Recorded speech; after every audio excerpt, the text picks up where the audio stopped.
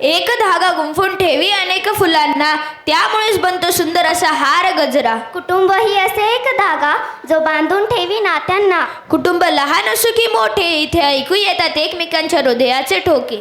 असे हे एकत्रित कुटुंब जिथे दिसे प्रत्येकाला स्वतःचे प्रतिबिंब. पशु पक्षीसह हे असे कुटुंबाचे महत्व, मग मनुष्याकारे तू विसरत चालला आहे कुटुंबाचे सत्व. त्या कुटुंबामुळेच आहे तुझे अस्तित्व. अशाच एका कुटुंबाचे दर्शन घडविण्यासाठी येत आहे दुसरी अ व ब चे विद्यार्थी. नाटिका घेऊन येत आहे. नाटिकेचे नाव आहे वृद्धाश्रम.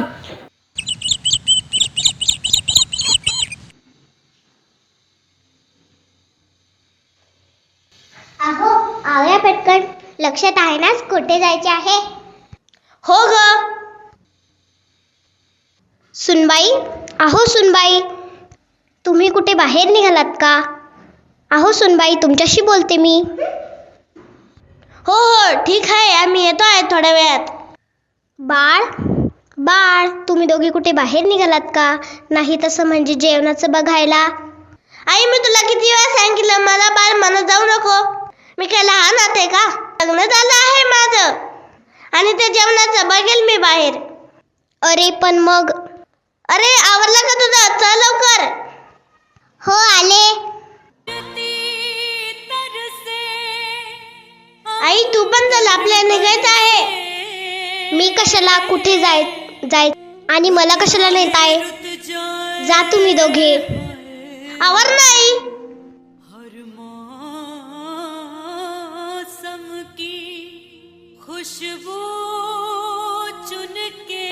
मी तुम्हाला डिस्टर्ब तर नाही केलं ना?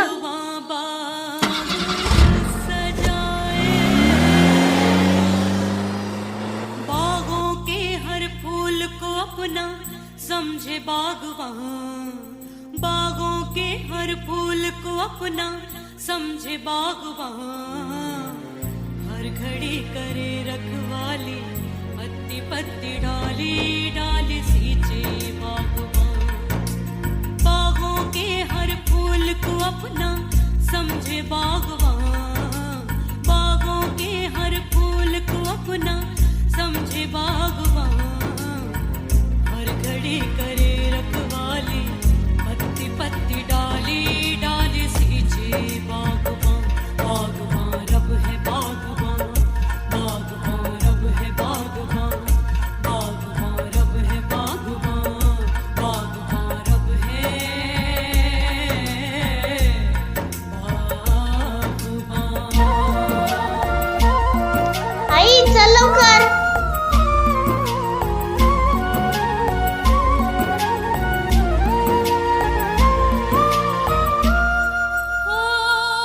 मधुबन की बहार ले आए, मौसम रीते अहो आजोबा, हळू पडशाल. मौसम रीते आता काय करा, पडत झडतच आयुष्य जगायचंय. जन्म की तृष्णा बुझ गई, बिरहा के क्षण बीते हैं, बिरहा के क्षण बीते, फिर से सजाए बिखरे अपने सपने बागवान, फिर से सजाए नमस्कार नमस्कार. सपने बागवान. मी राज कुलकर्णी आणि ही माझी आई. आई बस येते.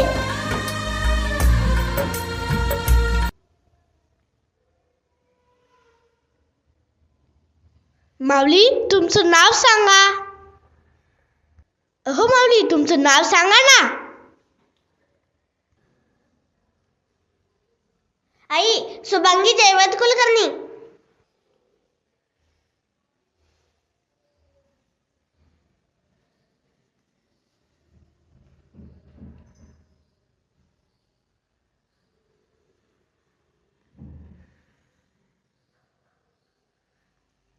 हे बघा माझ्या आईची नीट काळजी घ्या.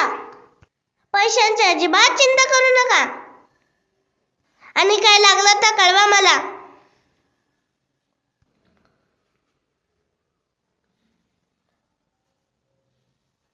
मनीषा तू जरा बाहेर थांब.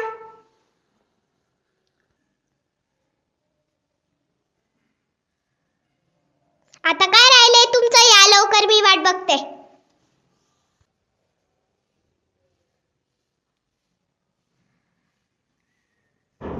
आई तू काही काळजी करू नकोस. ज्यावेळी मला आठवण येईल त्यावेळी मी तुला भेटायला येईल. आणि ज्या वेळेस तुला माझी आठवण येईल त्यावेळी मला कॉल कर. आणि काळजी घे तुझी.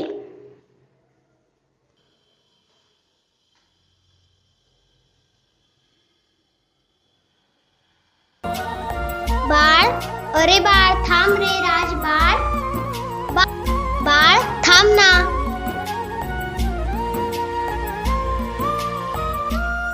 हो मधुबन की बहार अरे बाळ, ले आए मौसम रीते रीते हाय मौसम रीते रीते जन्म जन्म की तृष्णा बुझ गई बिरहा माऊली सावरा स्वतःला. आता हेच तुमचं आयुष्य आहे. फिर से फार दूर निघून गेला आहे तुमचा मुलगा. सपने बागबान आता परत नाही यायचा तो. सजाए बिखरे अपने सपने बागबान या जागेतून परतीचा प्रवास नसतो माऊली. चला. बागबान रब है बागबान बागबान रब है बागबान बागबान रब है बागबान बागबान रब है बागबान.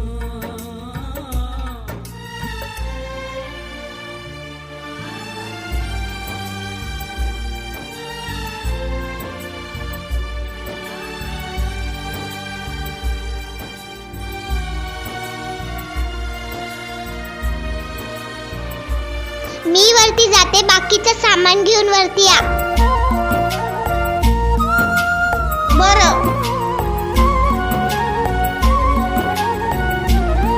सिक्युरिटी, अरे सिक्युरिटी. यही सोच के सांसें लिख दी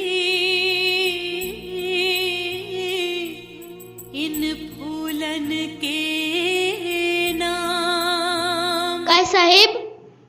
हे सर्व सामान वरती घेऊन ये. साहेब आई कुठे दिसत नाहीये. तुला काय करायचंय? जेवढं सांगितलं तेवढं कर. साहेब हा तुमचा कागद मला सापडला होता. हा तुला कुठे मिळाला? साहेब तुम्ही जाते वेळी मॅडमच्या पर्समधून पडला होता. मला सापडला होता. मी तुम्हाला देखील हाक मारली होती. तुमचे लक्षच नव्हते. तुम्हाला वृद्धाश्रमात जायची खूप घाई होती ना. हे बघ जास्त शहाणपणा करू नकोस. तुमचा वयाचा मान ठेवतो म्हणून शांत आहे मी. आईंना वृद्धाश्रमात ठेवून आलट वाटतो. माझा अंदाज खरा ठरला तर. हा आमचा फॅमिली प्रॉब्लेम आहे. ताशाची तुमचा काही संबंध नाही. तुमचं बरोबर आहे हो. तुम्ही तुमच्या आईबद्दल लाख निर्णय घ्याल, पण तुमच्या आईने घेतलेला निर्णय मात्र चुकलाच. कोणता निर्णय आणि कशाबद्दल बोलताय तुम्ही?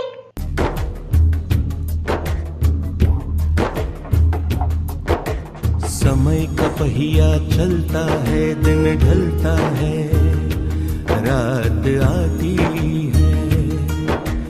रात में जब एक छोटा सा नन्हा सा दीपक जलता है, उसकी जरा सी जोत सही पर दूर से उसको देख कोई बरसों का मुसाफिर गिरते गिरते संभलता है. समय का पहिया चलता है, दिन ढलता है, रात आती है.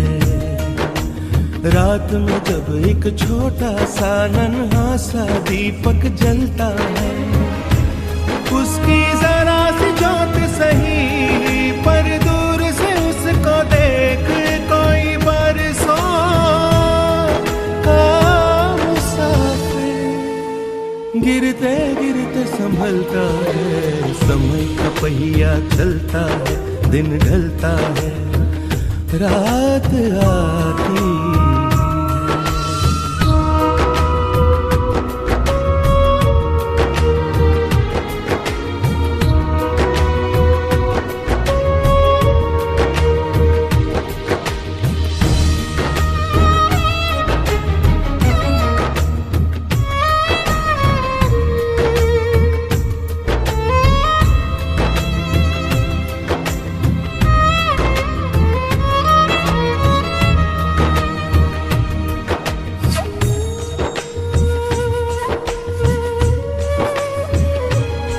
मैंने जाते जाते जाना कौन है अपना कौन पराया।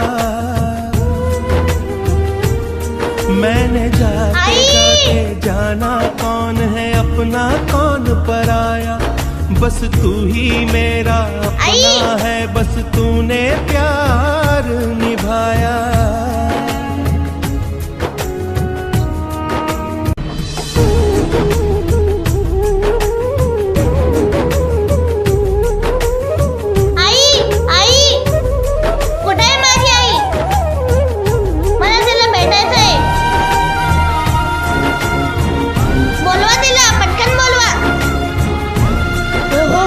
थांबा जरा,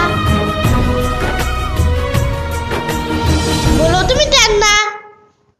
जा त्या माऊलीला घेऊन या.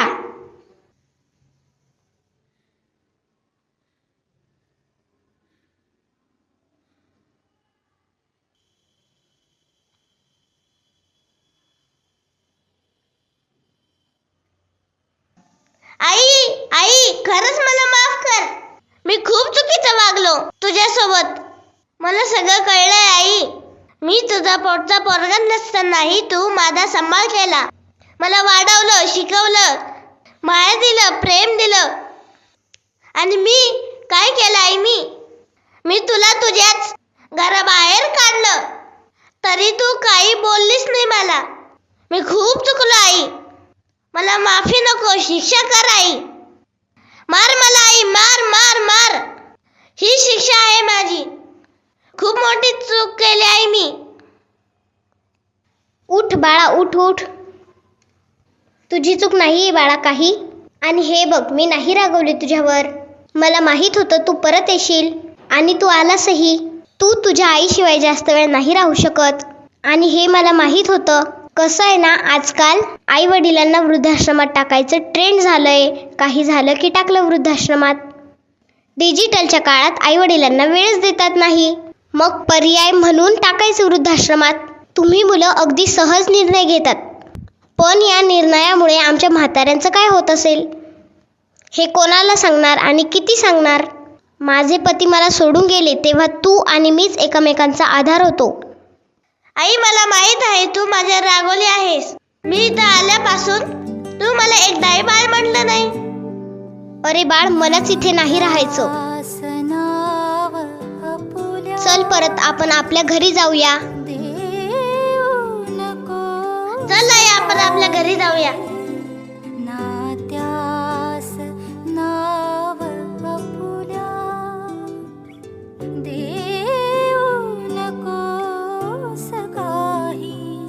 माऊली, तुम्ही खरंच खूप नशीबवान आहात. वृद्धाश्रमातले प्रत्येक आजी आजोबा आपल्या मुलाची वाट बघत असतात, पण त्यांची मुलं त्यांना साधं भेटायलाही येत नाही. पण आजचे हे दृश्य अविस्मरणीय आहे. आज पहिल्यांदा या वृद्धाश्रमातून परतीचा प्रवास सुरू होतो आहे. खरंच खूप नशीबवान आहात तुम्ही. चल आई.